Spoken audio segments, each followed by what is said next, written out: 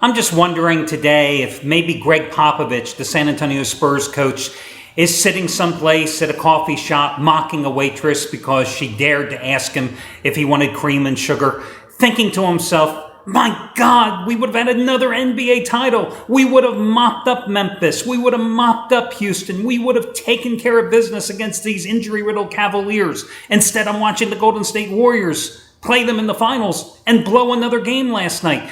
Yeah, I got to think Popovich is thinking the same thing as Tim Duncan, as Ginobili, Parker, Leonard, everybody on the Spurs. How the hell did they lose the series to the Clippers? Well, we know how they lost it. But in retrospect, now if you could go back and say, gee, wouldn't any of you liked to have won that regular season finale at New Orleans to make sure that you were the number 2 seed in the West? Instead, you got upset in that game and your playoff fate was cast.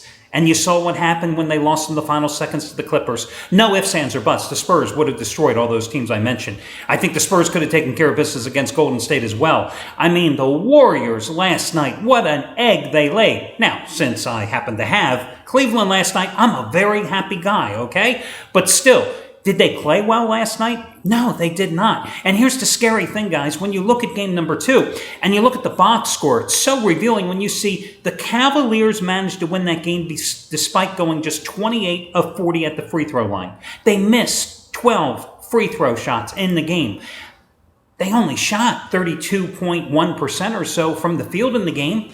So how did they win? Well, other than the fact that LeBron had another monster game. I mean, listen, I've never been a LeBron James fan, okay? Never been a fan, but I have to give him the props because the man literally put the team on his back again here for last night's game. 50 minutes last night after playing 46 of a possible 53 minutes in the Game 1 overtime affair. 50 out of 53 last night, coming up with a triple-double. 38 shots launched in game number 1. I didn't think they could win, the Cavaliers, with LeBron taking nearly as many shots, and he didn't. He took a few less. He only took 35 shots in this game, but just a tremendous game with 39 points, 16 rebounds, 11 assists. But it was the other players involved. And here's the thing. I'm looking at this Cavaliers team, and again, it just shows you how poorly the Warriors played when, as I just told you, the Cavaliers were a miserable shot from the field. They missed 12 free throws. I thought they'd have to get a little more production from Dellavedova and Shumpert, especially with Kyrie Irving out, missing Irving's 23 points in game number 1. What happened? Shumpert was awful. 2 for 11, finished with just 7 points. Dellavedova, 3 for 10, 9 points. It's a good thing J.R. Smith played some hefty minutes off the bench, finishing with 13 points in 38 minutes, going 5 for 13, 2 for 5 for 3. But I really think the key for the Cavaliers tonight, other than LeBron's performance, was the continued output they got from their big men. Mozgov, who had 16 points in the opener. Last night, 17 points, 11 rebounds. Tristan Thompson, again, could not hit the broadside of the barn here. 0 for 5 from the field last night, but he contributed 14 rebounds.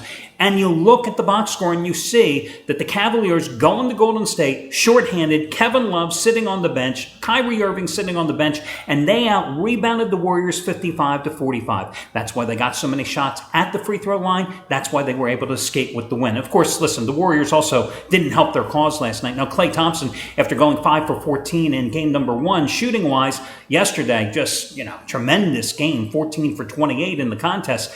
But Steph Curry, 5 for 23. Not what you expect from your MVP when your team is up 1-0 after barely winning game number 1 and you don't even show up in game number 2. And I'm sorry, I realize he's the MVP. He's one of the best players in the NBA. He's carried this team for the most part all season long. But you cannot go 5 for 23 in game number 2 at home and finish with just 19 points. Draymond Green, another miserable game, 2 for 7 for just 10 points after shooting 4 for 13 in game number 1. And the bench for the Warriors, just 17 points in this game. I think the bench in game number 1, they had 34 points in that contest. So again, not a classic performance by Cleveland there, by Golden State last night. And the Cavaliers got the game that they needed. Warriors shooting just 29.8% from the field. And think about it. They shot 29.8% from the field, and that's with Klay Thompson going 14 for 28. You take Klay Thompson out of the equation, and you realize what an egg the Warriors laid in that game. But as I've said repeatedly through the playoffs, in every best-of-7 series, when a team finds itself down 2-love, down 3-1, they always have that one game where their backs are up against the wall and they deliver. Maybe not with the straight-up win, but certainly give their finest effort. I thought that game, as you got my pick yesterday, if you happened to see it with the Cavaliers, it was for them last night. Because in game number 1, they should have won, and they didn't. Game number 2, they could ill afford to go back home, down, and I thought they would 2-love in a best-of-7 series, knowing that they'd already blown the potential to earn the split that they needed in Oakland. Now, listen, I have a big series play on the Warriors. I am not at all concerned with the fact that they lost last night because they're still going to win this series in 6 or 7 games. That much I feel comfortable about.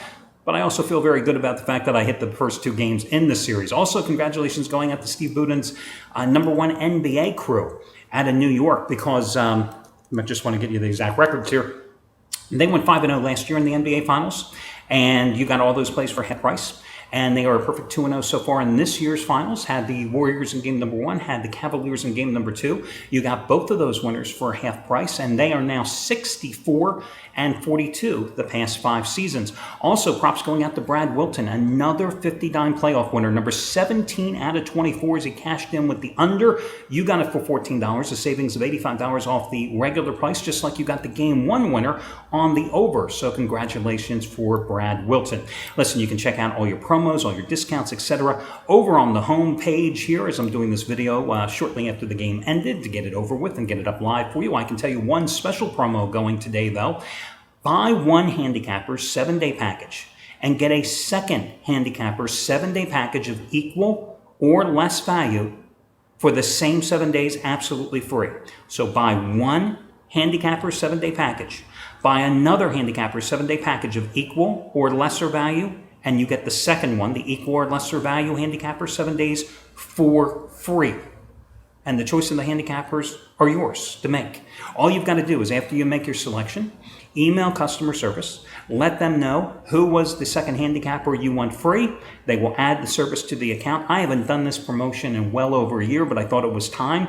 And listen, we got a few NBA games going here this week. We've got plenty of baseball as well. So again, buy one handicapper 7-day package, get a second handicapper 7-day package of your choice of equal or lesser value for free. No strings attached. Okay, let's get to the complimentary plays. I'm on an 18-8 roll with the complimentary plays as I gave you a split yesterday. 5-1 for the weekend with the free plays. Cashed with the under in last night's game between the Warriors and the Cavs. Lost with the Rangers as they fell 4-3 at Kansas City. Today, I'm going to come right back in baseball and give you a free play on the game between the San Diego Padres and the Atlanta Braves. I know that the Padres had been hitting the hell out of the ball before having just 4 meaningless singles and yesterday's loss 4-0 at Cincinnati. Prior 4 games, all wins, they had scored at least 6 runs in each of them, in total 29 runs. But let's not overlook the fact that the Atlanta Braves have been equally hot. Now, ironically, the Braves got shut out yesterday by Pittsburgh and Jarrett Cole at home 3-0. But in their last 8 games, well, they have scored 50 runs. Now, they're only 4-4 in those games because their bullpen is imploded and it's one of the worst in baseball. But I think those factors come into play today. So you've got 2 teams, both coming off shutout performances against them on Sunday. Both teams had been hitting the hell out of the ball. Why am I going to give you the Atlanta Braves? Because the Braves have the huge pitching advantage here with Shelby Miller against Ian Kennedy. Now, Ian Kennedy just snapped a 4-start losing streak by beating the Mets on Tuesday. Pretty good outing, right? 2 runs in just 6 innings pitched. He gave up, but he had a 9.31 earned run average in his prior 4 starts. And that good outing against the Mets only lowered his ERA to 6.6 on the season. In 45 innings this season, he's given up 50 hits. 12 of those 50 hits, almost 1/4 of them, have been home runs. 16 walks as well. So that's 66 base runners in 45 innings. Now, Shelby Miller did not pitch well in his last start. It was against Arizona on the road on Tuesday. He gave up 4 runs in 4 1/3 innings. He's got a 1.67 earned run average in 4 home starts this season. He had a 1.48 ERA in his first 10 starts before struggling against Arizona.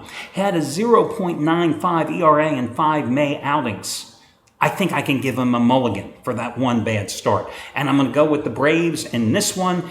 You're looking at $1.35 to $1.40 as I release this play, but the Braves are going to be your free selection. Best of luck, everybody, and I'll catch you again tomorrow when we do this one more time.